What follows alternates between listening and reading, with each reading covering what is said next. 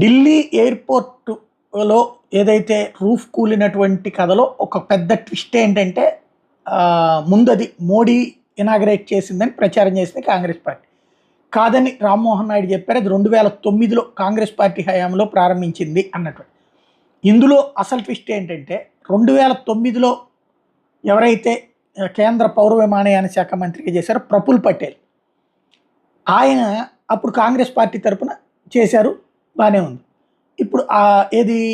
ఇప్పుడు ఆ ప్రఫుల్ పటేల్ తర్వాత ఎన్సీపీలో చేరి ఎన్సీపీలో నుండి శరద్ పవార్ దగ్గర నుండి మొన్న అజిత్ పవార్ యువతలకు వచ్చినప్పుడు చీలిపోయి బయటకు వచ్చారు. ఆ ప్రఫుల్ పటేల్ ఇప్పుడు ఏది ఎన్సీపీలో ఉన్నారు. ఎన్సీపీ అంటే అజిత్ పవార్ ఎన్సీపీలో. అది ఇప్పుడు ఎన్డీఏలో ఉంది. అంటే మోడీ కూటమిలోనే ఉంది. అదే విషయం ఇప్పుడు ఆయన మాట్లాడినప్పుడు దేశ రాజధాని ఢిల్లీలోని దీని మీదన విపక్షాల మీద విమర్శలు గుప్పించారు. 2009లోనే ప్రారంభించారు. సంబంధిత నిర్మాణాన్ని 15 ఏళ్ల క్రితం కట్టారు. ఇంతకాలం విస్తృతంగా వాడుకలో ఉంది.